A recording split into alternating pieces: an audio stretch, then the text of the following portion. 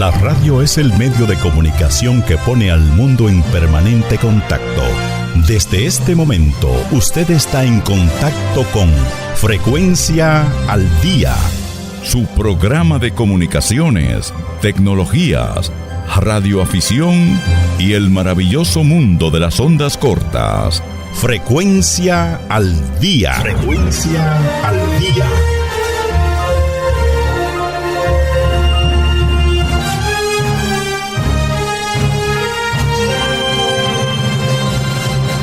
Saludos amigos, sean todos bienvenidos. La historia de los tonos en los teléfonos.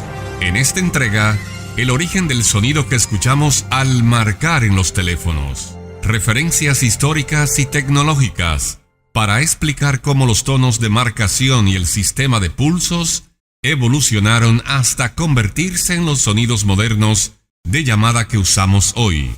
El informe con Elías Doldán.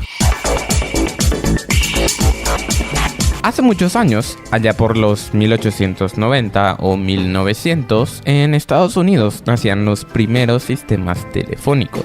Y como te puedes imaginar, estos teléfonos de aquella época ni siquiera tenían teclas ni una ruleta para marcar números. Eran simples aparatos con un micrófono y un auricular, montados sobre un pedestal. Cuando levantabas el auricular, se cerraba un circuito eléctrico y unos 48 voltios de corriente continua activaban la línea para que puedas hacer una llamada. Pero claro, si no tenían ningún teclado o forma de marcar a alguien en específico, ¿a quién llamabas entonces? Bueno, a una operadora. Literalmente una mujer que trabajaba en una estación telefónica y que era la encargada de conectar tu llamada manualmente. De ahí viene el nombre operadora que todavía usamos hoy para referirnos a una empresa de telefonía, aunque el trabajo original era completamente distinto. Y un dato súper curioso es que hoy, cuando llamas a una empresa de telefonía, el asistente automático que te recibe suele tener voz de mujer. ¿Por qué? Porque en aquellos tiempos las operadoras eran casi exclusivamente mujeres. Se creía que tenían una voz más clara, más amable y más fácil de entender. Esa costumbre se mantuvo durante generaciones y hoy, aunque ya no hay una persona real al otro lado, la mayoría de los bots telefónicos todavía usan voces femeninas. Las operadoras, de hecho, eran las únicas personas a las que podías llamar directamente. Si querías hablar con el banco, la panadería o algún familiar, no marcabas un número, lo decías en voz alta. Por ejemplo, comunícame con la panadería, a la operadora que te atendió. Y la operadora buscaba en una especie de agenda mental y conectaba los cables para unir las líneas. De esta manera podías comunicarte con quien quieras.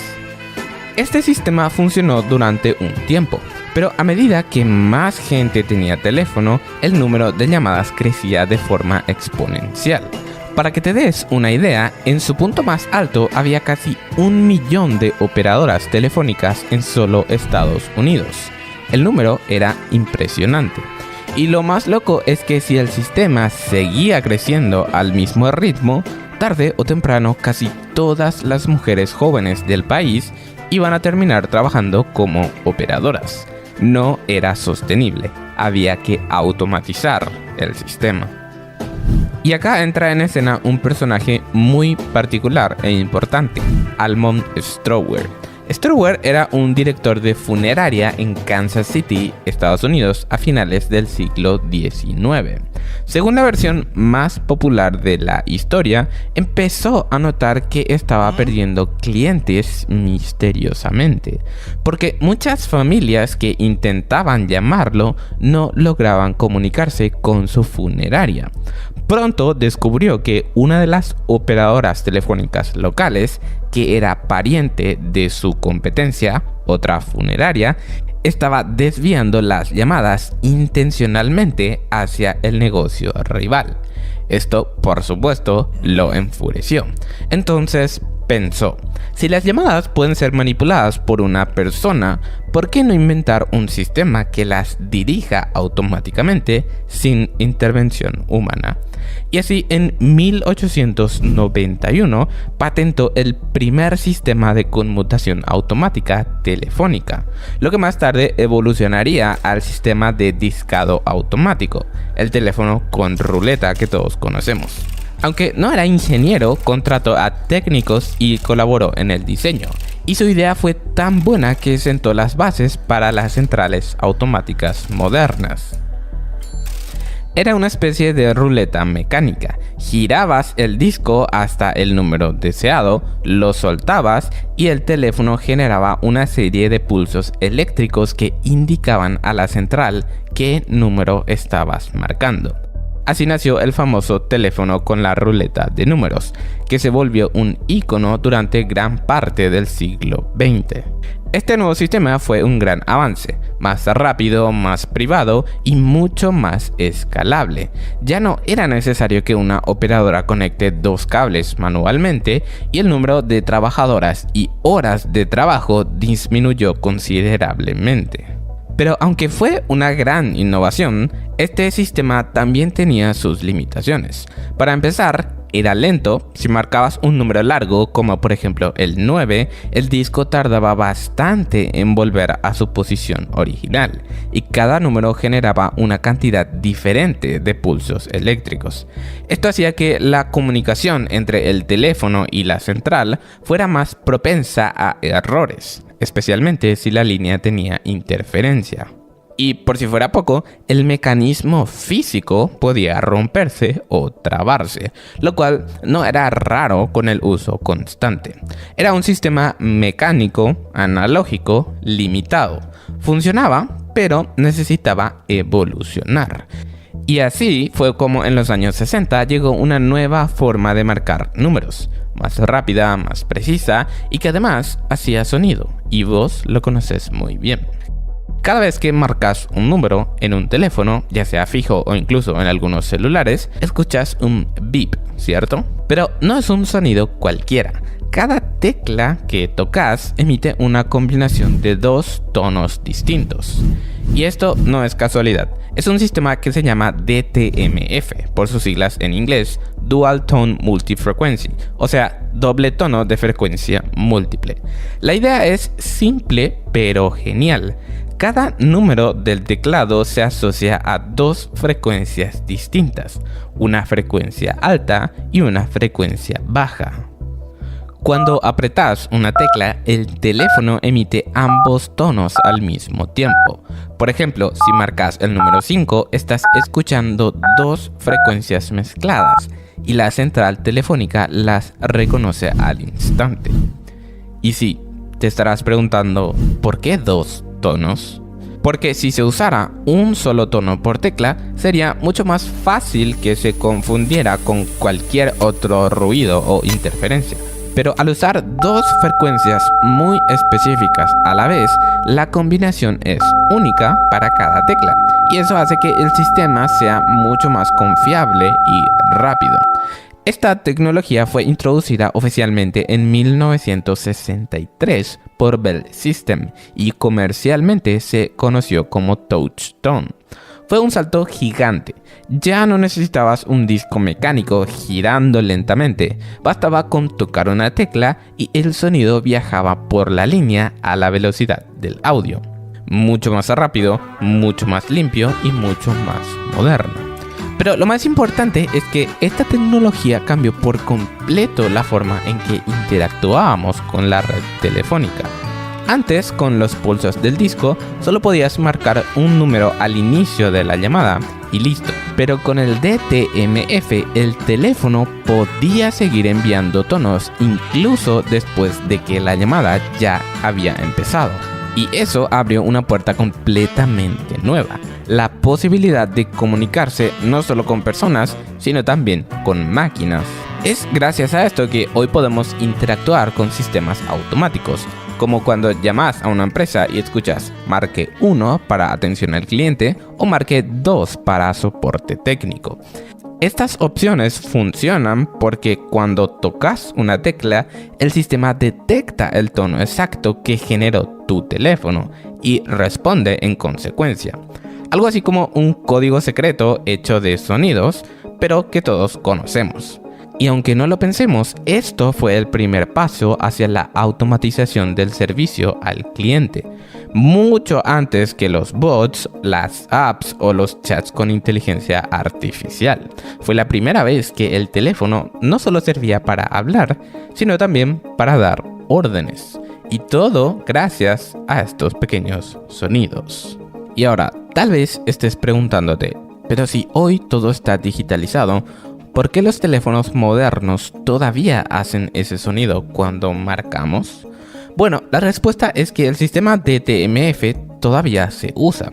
No en todas partes, claro, las redes celulares modernas como las 4G o las 5G ya no necesitan enviar sonidos por la línea porque todo es digital. Pero muchos sistemas telefónicos tradicionales aún están conectados a las centrales que entienden estos tonos. Por ejemplo, si llamas a una empresa que usa un conmutador antiguo o un sistema híbrido, esos bips del teclado siguen siendo necesarios para navegar en el menú. Además, incluso cuando no se usan de forma funcional, los tonos siguen sonando por una cuestión de retroalimentación para el usuario. Es como una costumbre que se quedó y que hoy en día es parte de utilizar los teléfonos. Es increíble pensar que algo tan pequeño como el sonido del teclado telefónico guarda una historia tan larga e interesante, desde los teléfonos sin teclas y números, pasando por una operadora que desviaba llamadas intencionalmente, un sepulturero enojado y la genialidad de ponerle sonido a las teclas. Cada sonido del teléfono es el eco de una evolución tecnológica de más de un siglo. Y aunque hoy todo parezca automático, invisible y silencioso, esos pequeños detalles, como el sonido al marcar, nos recuerda que la tecnología, incluso en su versión más moderna, siempre lleva consigo un poco del pasado. Muchísimas gracias. Les mando un abrazo enorme. Y nos vemos en la próxima. Chao, chao. Líder en telecomunicación. Líder en tecnología. Esto es Frecuencia al Día. El más internacional. Dirige y presenta Dino Bloise. En Frecuencia al Día se nota la diferencia. Más noticias en menos tiempo. La UNESCO manifiesta que las redes sociales son una amenaza existencial para los medios de comunicación. La información desde Santo Domingo, República Dominicana, con Fernando Hermón. Gracias, Dino. El tirón de audiencias y contenidos de las redes sociales y otros gigantes de Internet en los últimos años les ha permitido captar el grueso de los ingresos publicitarios, de forma que los medios de comunicación profesionales han quedado desplazados y sufren una amenaza existencial, según la UNESCO. En un informe sobre las tendencias mundiales sobre la libertad de expresión y el desarrollo de los medios entre el 2016 y 2021, la Organización de la ONU para la Educación, la Ciencia y la Cultura, UNESCO, explica que en los últimos 5 años los ingresos publicitarios de los periódicos se han reducido a la mitad y suponen ahora apenas un 5% del total frente al 21% en el 2010. La parte de los gigantes de Internet en ese periodo ha pasado de 17% al 54%. Esa doble tendencia que se ha intensificado durante la pandemia acarrea cierres de cabeceras y pérdida de puestos de trabajo. 2/3 de los periodistas que siguen en el oficio se sienten menos seguros desde que empezó el choque de la COVID. La tirada de los periódicos ya estaba orientada a la baja desde antes de que llegara el coronavirus, pero en el 2020 se produjo un verdadero hundimiento del 13% respecto al ejercicio anterior y después de un repunte técnico en el 2021, 2,3%, se esperan nuevos descensos este año y los siguientes. Esa tirada mundial ha pasado de 552 millones de ejemplares diarios en 2016 a 474 millones en el 2021. mientras los usuarios de redes sociales subían de 2.300 millones a 4.200 millones en ese mismo periodo. Por si fuera poco, esta crisis del modelo económico de los medios se produce en un contexto de erosión de las libertades de prensa, según la UNESCO, que lo ilustra con al menos 160 países en el mundo, y hay leyes penales que tipifican como delito la difamación. Para la organización, esta situación exige que los gobiernos tomen medidas en 3 áreas clave para apoyar la viabilidad económica de los medios independientes: desarrollar la alfabetización mediática e informativa de los ciudadanos, e impulsar normativas de apoyo de la producción de noticias libres y pluralistas. En República Dominicana, soy Fernando Hermón para Frecuencia al Día.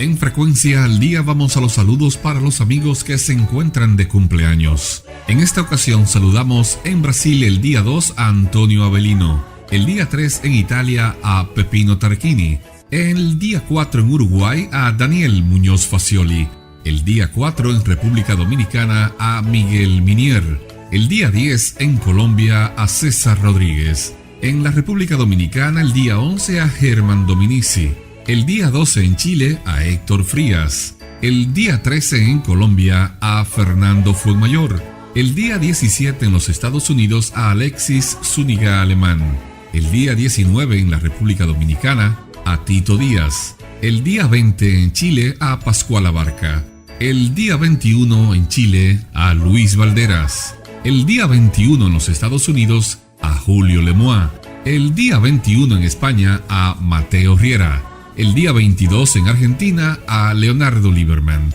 el día 22 en Chile a Eduardo Mesías, el día 23 en la República Dominicana a la Asociación Dominicana de Radiodifusores, el día 23 en Brasil a Wender José Silva, el día 24 en México a Alex TX, el día 25 en Venezuela a Aurelio da Silva Rocha, el día 27 en República Dominicana a Aridio Badía, el día 29 en Estados Unidos a Luis Felipe Pérez, el día 29 en la República Dominicana a Apolinar Nolasco y el día 31 en México a Juan José Mirós. Para todos ustedes vayan los mejores buenos deseos de todos los amigos de Frecuencia al Día.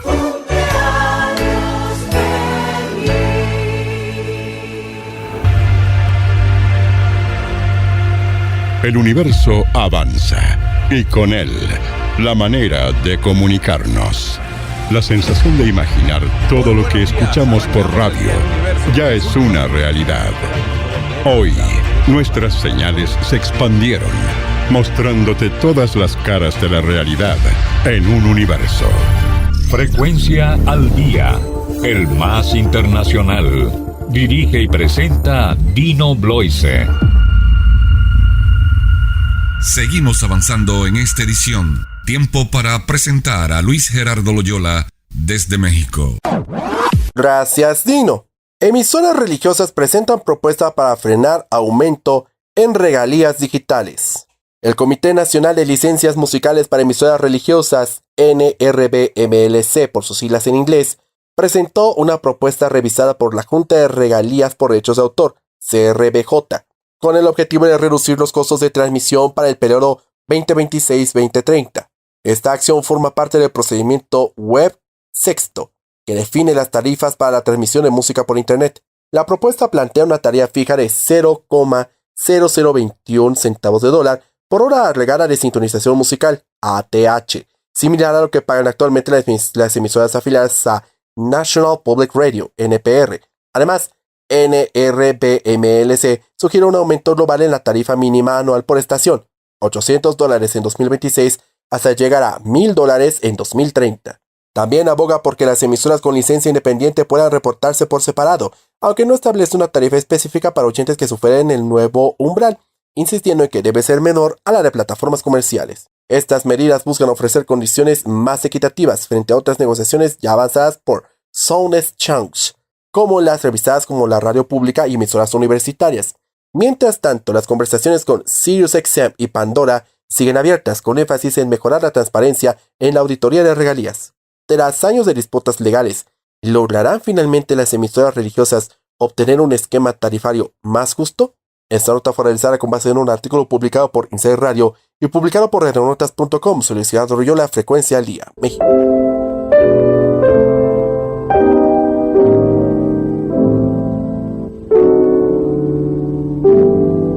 En Frecuencia al Día, un tributo de recordación al veterano locutor Manolo de la Rosa. Manolo falleció en La Habana, Cuba, el martes 6 de julio del año 2021, a la edad de 78 años. Manolo de la Rosa tuvo una larga trayectoria en los medios radiales y televisivos de la isla. Comenzó a trabajar como locutor en la emisora local La Voz de Isla de Pinos, actual Radio Caribe, en la Isla de la Juventud. Durante casi 10 años, laboró en la redacción en español de la emisora internacional de la Unión Soviética Radio Moscú, en donde producía cada sábado, junto a su esposa Malena Negrín, también locutora, el programa para los diexistas.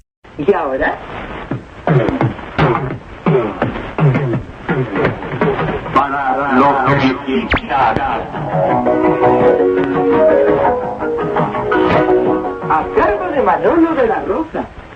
Saludos amigos de la onda corta, donde quiera que nos estén escuchando. Bueno, hoy queremos continuar con el ciclo que hemos denominado Diexismo, Radio Escucha, Historia. En el capítulo anterior nos quedamos en que David Sarnoff, en 1921, es promovido a la dirección general de la RCA. En Rusia, colaboró al menos con 2 firmas con las que hacía el doblaje de películas, así como en la puesta de voces en animados infantiles. A su regreso de Moscú en 1992, se reincorporó en la televisión cubana y en 1994 pasó a trabajar en Radio Habana, Cuba, donde hizo la conducción de la revista de la mañana, Despertar con Cuba, así como otros programas de esta emisora de onda corta, entre ellos el programa diexista En Contacto.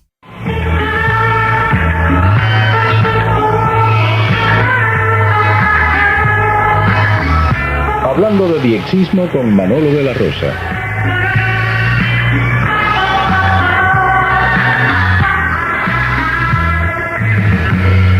Saludos amigas y amigos de la onda corta, donde quiera que nos estén escuchando. Muy buenas, queridos amigos diexistas. Bueno, Malena, antes de dar paso a nuestro acostumbrado espacio, donde saludamos a los diexistas que están de cumpleaños en el mes que se inicia. Manolo de la Rosa, un grande del diexismo y la radio internacional, nació en La Habana el 2 de agosto de 1942. Descansa en paz, ese gran locutor cubano, don Manolo de la Rosa. Hasta siempre. El acceso gratuito y sin suscripciones a la radio vuelve a ganar terreno. El informe con derradios.com. Aire. El acceso gratuito y sin suscripciones a la radio vuelve a ganar terreno. La fatiga del streaming está marcando un punto de inflexión en el consumo de audio.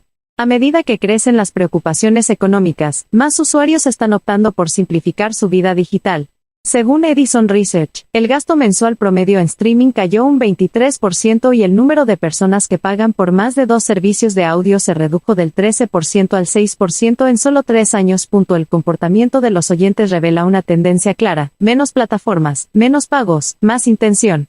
Aunque más de la mitad de los estadounidenses aún mantienen al menos una suscripción de audio, la inclinación por reducir gastos ha favorecido modelos sin costo. En este escenario, la radio tradicional se fortalece, con un 66% del tiempo dedicado al audio con publicidad.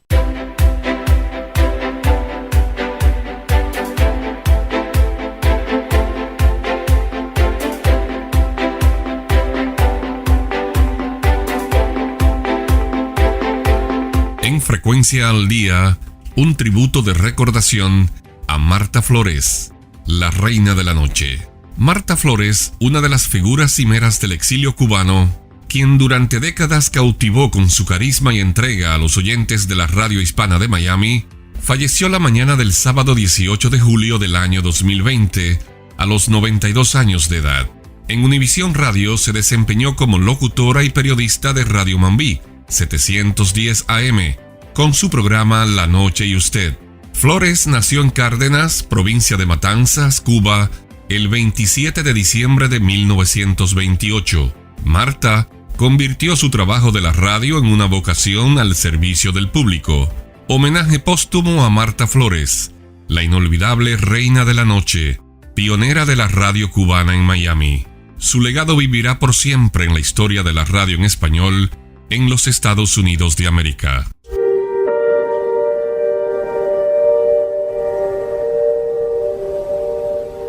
Ya con ustedes, Marta Flores en La Noche y Usted. Ya yo no sé qué sería de mí sin un micrófono, porque para mí el micrófono es mi vida. Para mí el micrófono es mi casa, mi familia, el medio que me rodea y sobre todo lo que yo más admiro, lo que yo más deseo es poder servir a las personas. Descanse en paz esa gran locutora cubana, Marta Flores, la reina de la noche. Hasta siempre. Comunicándose se entiende la gente. Comunicándose progresa en los pueblos. Frecuencia al Día. Dirige y presenta Dino Bloise. En Frecuencia al Día, Espectro Noticioso, Vida Digital. Espectro Noticioso. Frecuencia al Día. Resumen de las noticias más importantes de la semana. Noticias. Gracias, amigos. Conectividad 5G. El reto latinoamericano entre infraestructura, regulación y acceso. La fibra es la columna vertebral del desarrollo móvil. Si no hay estructura de red, es imposible que haya una estructura móvil detrás, afirmó Alejandro Martínez, director del negocio de conectividad de Telecom Argentina. Brasil puede llevar a la OIT una visión digital probada y exitosa.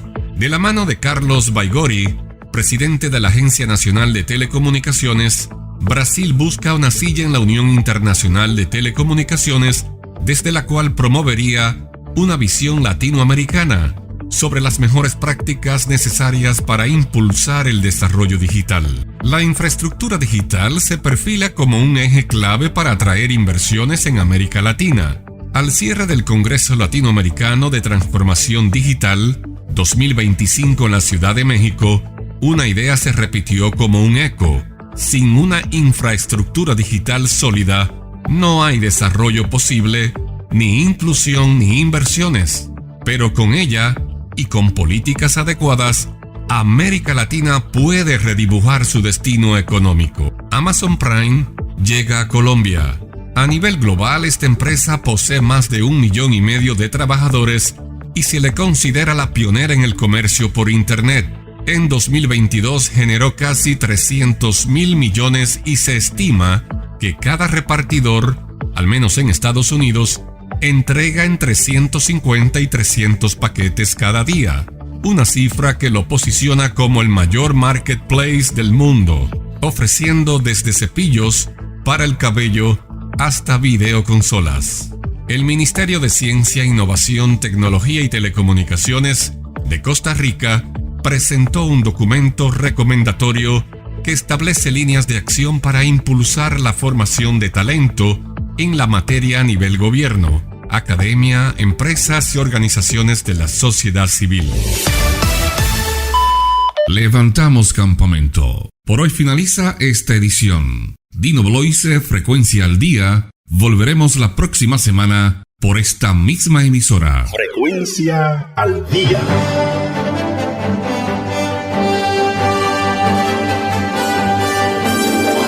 Esto ha sido Frecuencia al Día, programa semanal producido por Dino Bloise para esta emisora.